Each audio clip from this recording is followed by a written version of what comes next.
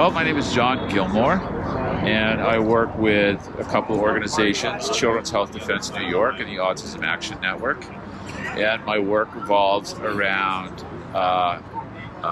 vaccine rights and vaccine safety policy and developmental disabilities and autism and issues related to that. And I've been doing this for about 20 years, and it all started when my younger son Luke was injured by a vaccine when he was an infant. And basically he got encephalitis from a DTaP shot, the pertussis component, probably because it's a pretty well-known side effect of the pertussis component of DPTs and DTaPs and those kinds of shots. And he's got serious brain damage as a result of it. He's 21 years old, and he has about a 10-word vocabulary, and he will be dependent on other people for his, care for the rest of his life. And so when that happened 20 years ago, that sort of got me on the path of trying to figure out what happened to him and why. And I just started, and I tend to be sort of a political creature. I've always been interested and active in politics, and so I just started working on these issues. So that's sort of the history. And we're here today. We're here at, where are we? We're at 3701 Henry Henderson Parkway, in front of the building of Assemblymember Jeffrey Dinowitz. He is a New York Assembly member who is probably the most aggressive opponent of vaccine and parental rights in the New York legislature at the moment. Thank you. He has a bill right now, A378, which if it was passed, would require all children in public or private school in New York to get the COVID shot to remain in school. He also has a bill that would require all children to get flu shots every year to remain in school. He has a bill to repeal religious exemptions from vaccine mandates for colleges and universities and also for employment situations. He also co-sponsors bills that would take away parents' rights to know what vaccines are given to their minor children. So, and he's got other bills as well, but those are primary ones we're working against. And so, he also was the author of a bill a couple years ago, passed in 19, that repealed the religious exemption for children in New York schools. Right? Kids still have that right in 46 states, but not New York as a result of Mr. Dinowitz. The consequence of that is 26,000 children lost their right to go to school. And many of those children, the families actually have ended up leaving New York as a result of that. So he is adamant in his pursuit of basically the marketing goals of some of the largest drug companies in the world. That's who makes the vaccines. Pfizer is located here in New York. They have an immense amount of political clout, and they're the single largest producer of COVID vaccines in the world.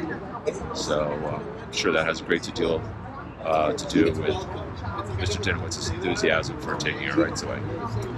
So we decided we'd come here. He's invading our life. We decided maybe to invade his space. We're on public property though here. We're doing nothing illegal. We're just exercising our First Amendment rights to assemble and seek redress of our grievances, just like it says in the First Amendment. What do you say to people who feel that the vaccines, the COVID vaccines and vaccines in general, are generally safe for children and that they have done a great deal to reduce childhood illnesses and mortality? Well, let's just look at the COVID shot. We have no idea what it is. And that came out in the hearings for the licensure of the COVID shot for kids just weeks ago, right? COVID shots for children are available on what's called an emergency use authorization, okay? Which by definition means they have not done the safety or efficacy studies that they would normally do before before a vaccine is licensed. So no one denies that they don't know. They actually talked about that, right? So essentially, any attempt to force children to take this shot is basically forcing them to participate in a medical experiment, because the authorities have no idea what the long-term effects are. They don't really know what the efficacy is. They don't really know what the safety is either. They just know they want to give it to kids. And you have to wonder why, particularly when it's pretty well known at this point that children do not get COVID. The number of children who got COVID is small. Well, actually, take that back. A lot of children have got it, right? But it is very, very minor, right? It is not a serious disease in children, right? And all the FDA's data sort of points that up. So we are talking about having every child in the United States undergo a medical, take a experimental drug, essentially is what it is, for a disorder which isn't really a threat to them. It doesn't make any sense whatever. The only reason it makes sense is if you want to sell as many vaccines as possible. That's the only logical reason to do this. So proponents of the vaccines would say that according to the CDC, there are several hundred children who have died of COVID-19. Right. And they don't have reported deaths of children related to the vaccine. Well, they might say that, but they're lying. The last time I checked, they were attributing 142 deaths of children. Well, you got to be careful, because when they say COVID deaths, okay, a death is recorded as a COVID death if within 30 days of when they died, they tested positive for COVID. Follow me? Mm-hmm. All right. So you can have somebody who dies in a car crash, but if they were tested for COVID and came out positive a week beforehand, that would be counted as a COVID death, right? And one thing that they don't tell you is that most of the children who died with COVID as opposed to from COVID, the 142, I didn't forget it. I saw it. most of them had a wide range of very serious health problems in addition to that, which probably had far more to do with their death than the COVID did, right? And let's put it this way. Okay, one thing we have hard data on, more kids have gotten myocarditis, more teenagers, the 12 through 18-year-olds, have gotten myocarditis, okay, which for most people ends up being a fatal disease, than have died of COVID. Right?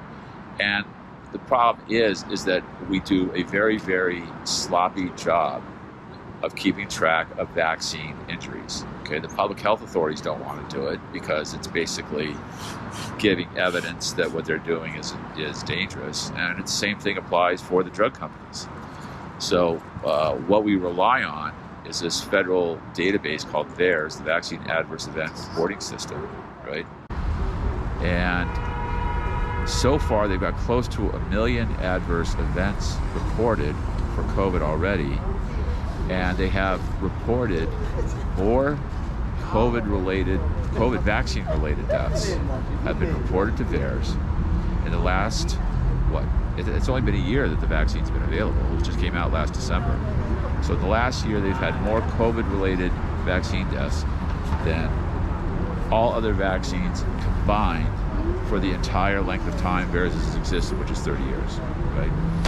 And one thing we know about VAERS is that by their own admission, they only gather somewhere between a fraction of a percent to maybe 2% of the actual injuries at best. That's their own admission. So whatever number they have, you basically got to multiply by 50 or 100 to know the real number, right? So, what I find odd is, why do we have to explain to others why we don't want to give our kids a drug, a vaccine that's experimental, that we don't know anything about it, for a disease that isn't a serious threat to our children? I mean, shouldn't the shoe be on the other foot? Should they be explaining why we have to throw sort of caution to the wind and risk our children's health? For what? And they never really answer that question.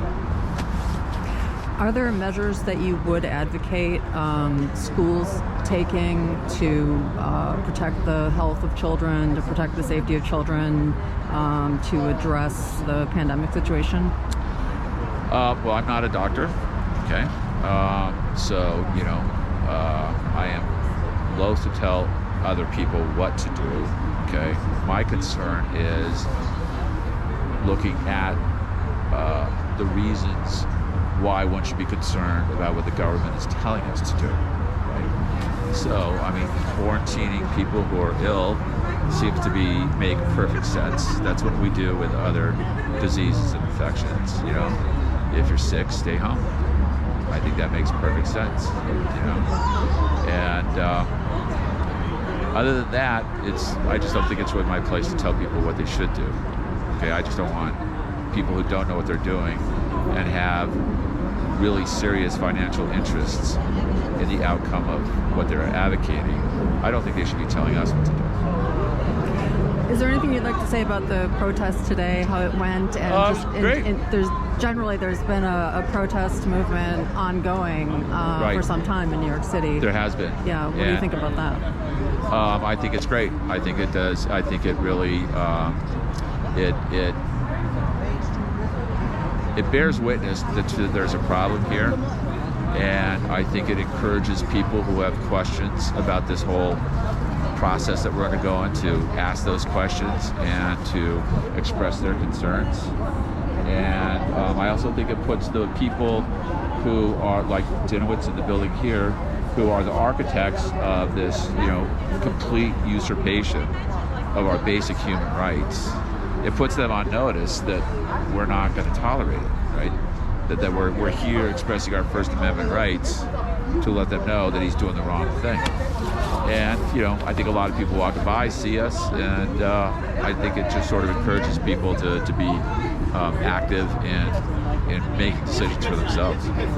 The protest movement in New York City and in the United States in general has been noticeably smaller than in a lot of other countries. Right. What do you think about that?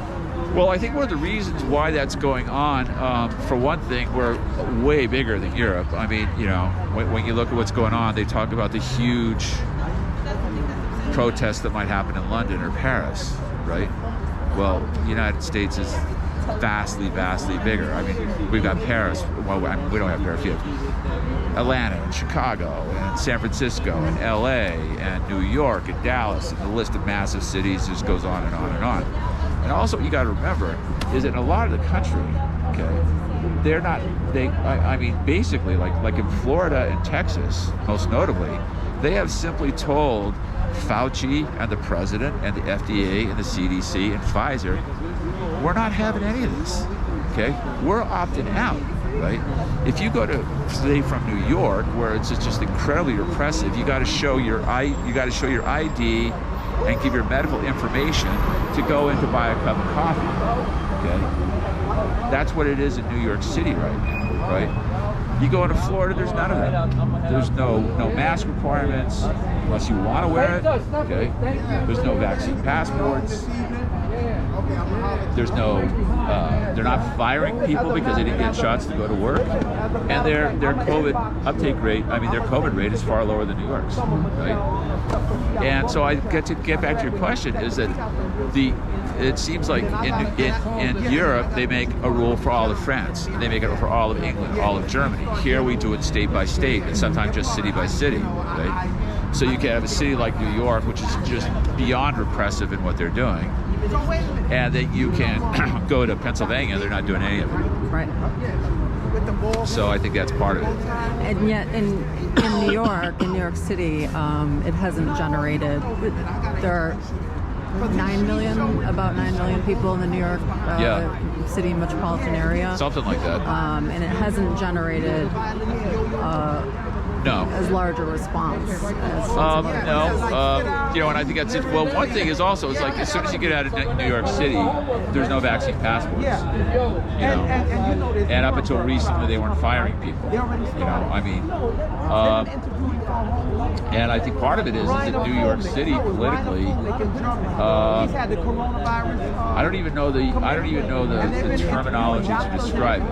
Right? But let's just say that it seems politically in New York City, the people here are very open to believing and acting upon what they're told by the government and corporate media.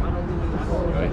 And if you believe Biden, if you believe Fauci, which I guess a lot of people in New York City do, then you're perhaps okay with the stuff that's going on. And if you don't believe those people, then you're probably not going to be okay with what's going on. And for whatever reason, there's a lot of people in New York City that choose to believe what Fauci and the corporate media and the Biden administration are telling.